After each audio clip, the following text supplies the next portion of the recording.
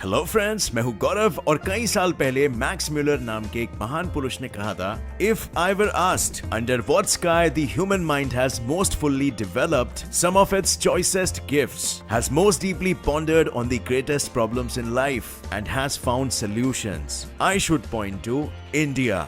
सच में हमारा देश कितना लाजवाब है, इसका अंदाजा शायद हमें खुद भी नहीं है। इतिहास इस बात का सबूत है कि हमारा देश और हम हिंदुस्तानियों का इंटेलेक्ट यानी बुद्धिमत्ता कितनी सुप्रीम है। वेस्टर्नाइजेशन के जमाने में हम अक्सर ये भूल जाते हैं कि हमारे देश ने दुनिया को कई ऐसी चीजें तोहफे में दी है जिसके बिना आज हमारी दुनिया वैसी होती ही नहीं जैसे हम उसे जानते हैं। सो फ्रेंड्स, आज की मेरी वीडियो का मुद्दा यही है। मेरी वीडियो को देखने वाले हर हिंदुस्तानी को याद दिलाना कि उसका देश कितना महान है, ताकि आप एज एन इंडियन अपनी वैल्यू और अपनी कदर दुनिया में जान सको और कोई भी दूसरे देश का इंसान आपको कभी नीचा ना दिखा सके।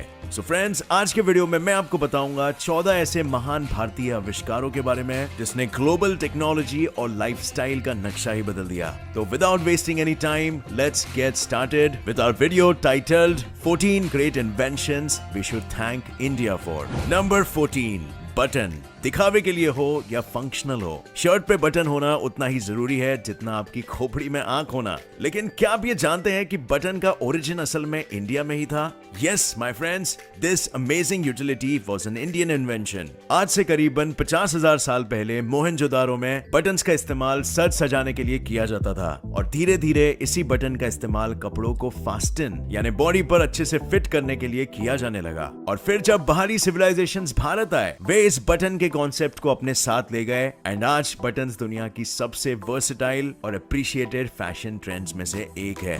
Number 13, shampoo. घने और स्वस्थ बाल चाहिए तो हफ्ते में कम से कम 2 बार शैम्पू से बाल धोना चाहिए। प्रदूषण भरी जगहों से वापस आने पे, बाल में जू पड़ जाने के बाद, घंटों बाहर खेलने के बाद या स्विमिंग पूल में गोते लगाने के बाद सबसे पहले आपको शैम्पू ही याद आता है। हम अपना शावर रूटीन बिना शैम्पू के इमेजिन ही नहीं कर सकते, मगर एक समय था जब शैम्पू एग्जिस्ट ही नहीं करता था एंड उस वक्त लोगों के बालों की कंडीशन की कल्पना मैं आप पर छोड़ देता हूँ। All I will say is the world should thank India for inventing shampoo, जिसका सबसे पहला इस्तेमाल 1762 में मुगल एम्पायर में हेड मसाज और क्लेंजिंग के लिए किया जाता था। नंबर 12, योगा। आज जिसको देखो वो सुबह सुबह योगा करते हुए ही दिखाई देता है and not without reason. Yoga दुनिया के सबसे लोकप्रिय फिजिकल एक्टिविटीज में से एक है और इसको शरीर ही नहीं बल्कि दिमाग की तंदुरुस्ती और शांति के लिए भी बहुत यूजफुल माना गया है। इनफैक्ट डॉक्टर्स खुद कई केसेस में अपने पेशेंट्स को योगा रेकमेंड करते हैं और दुनिया की टॉप सुपर मॉडल्स अपने शरीर को लचीला बनाए रखने के लिए योगा प्रैक्टिस करते हैं। And all these yogis have India to thank for, क्योंकि 5000 साल पहले योगा का जन्म हमारी जन्मभूमि में ही हुआ था। एंड जब नरेंद्र मोदी ने जून 21 को नेशनल योगा डे डिक्लेयर कर दिया तो ये दिन नेशनली ही नहीं बल्कि इंटरनेशनली मनाया जाने लगा। Number 11, wireless communication.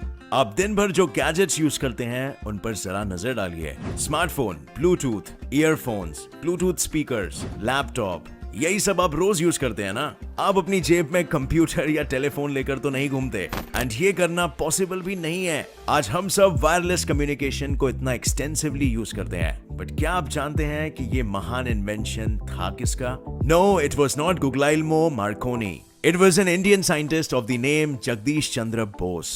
जी हाँ फ्रेंड्स, 1909 में मार्कोनी की डेमोन्स्ट्रेशन से कई साल पहले 1895 में बोस ने इलेक्ट्रोमैग्नेटिक वेव्स द्वारा वायरलेस कम्युनिकेशन का एक डेमोन्स्ट्रेशन पेश किया था। बस अपनी डिस्कवरी को पेटेंट नहीं किया, इसीलिए लोग मार्कोनी को 100 सालों तक क्रेडिट देते रहे हैं before they found out that Bose was actually the one who invented it. Number 10, natural fibres and clothing. Low, buttons तो हमने इन्वेंट किया ही है और हजारों साल पहले दुनिया भर में लोग एनिमल स्किन से बने कपड़े ही पहनते थे और अब चाहे तो खुद इतिहास के पन्ने पलट के वेरीफाई कर सकते हैं। कॉटन, जूट और वुल कल्टीवेशन भारत की देन है। आज दुनिया भर में लोग जो कॉटन के कपड़े पहनते हैं, जो वुलन स्वेटर पहनते हैं, वो सब भारत ने ही दुनिया को दिया है। भारतीयों ने कॉटन के कपड़े 4th और 5th सेंचुरी BC से ही मैन्युफैक्चर करना शुरू कर दिया था, जब दुनिया जानती भी नहीं थी कि कॉटन होता क्या है। दुनिया में सबसे पहला वुलन कपड़ा कश्मीर में बना था और आज भी कश्मीर अपने हाई क्वालिटी ऊन, खासकर पश्मीना वुल के लिए दुनिया भर में मशहूर है। इसके अलावा जूट, जिससे कि रस्सियों और बैग्स बनते हैं, उसकी खोज और मैन्युफैक्चरिंग भी हमारे ही देश में स्टार्ट हुई थी।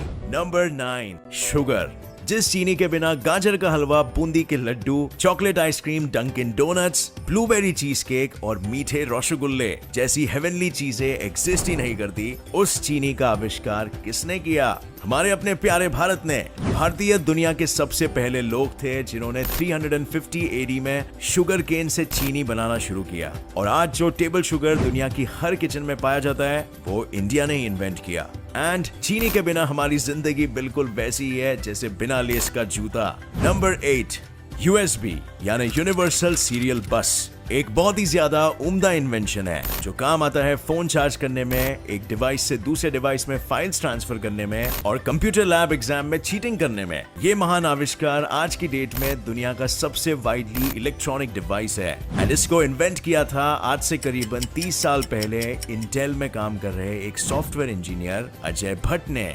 वो आज भी USB का क्रेडिट खुद नहीं लेते हैं और कहते हैं कि ये उनकी पूरी टीम का जॉइंट एफर्ट था। बट उनकी टीम का हर इंसान यही कहता है कि he was the mastermind behind the USB। Number 7, fibre optics.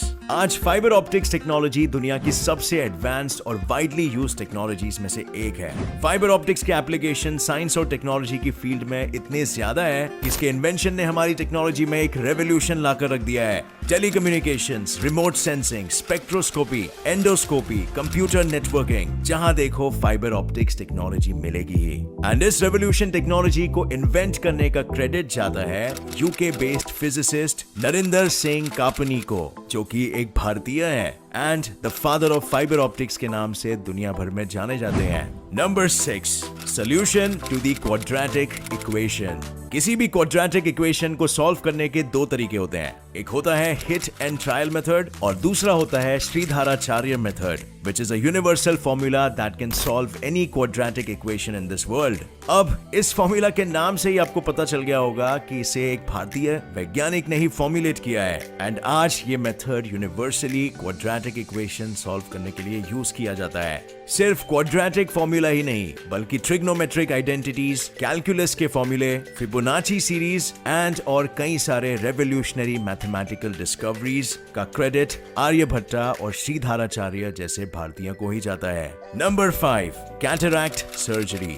Cataract surgery आज भी दुनिया की सबसे कॉम्प्लेक्स सर्जरीज में से एक है एंड दुनिया की सबसे पहली कैटरैक्ट सर्जरी परफॉर्म की गई थी 3rd सेंचुरी CE में सुश्रुता नाम के एक भारतीय सर्जन द्वारा। इन्होंने एक कर्व्ड सुई की मदद से आंख की लेंस को निकाल के सर्जरी परफॉर्म की थी और इस कारनामे के बाद दुनिया भर से मशहूर सर्जन सुश्रुत के पास ये सर्जरी सीखने आने लगे। Number 4, plastic surgery. Plastic surgery एक ऐसी सर्जरी है जिसमें आप अपने नाक, कान, आंख या बदन के किसी भी हिस्से के रूप या फिर रंग को चेंज कर सकते हो and it was first done in India. अभी जिन सर्जन्स का जिक्र मैंने पिछले पॉइंट में किया था, उन्होंने ही 6th सेंचुरी BC में प्लास्टिक सर्जरी को भी जन्म दिया था। इनफैक्ट उनके द्वारा लिखी गई एक किताब दी सुश्रुत संहिता, जिसमें इन्होंने नोज रिकंस्ट्रक्शन, स्किन ट्रांसप्लांट और राइनोप्लास्टी जैसे कई कॉम्प्लिकेटेड प्रोसीजर्स की टेक्निक्स का जिक्र किया था और आज भी इन टेक्निक्स का इस्तेमाल वर्ल्ड वाइड किया जाता है। नंबर 3,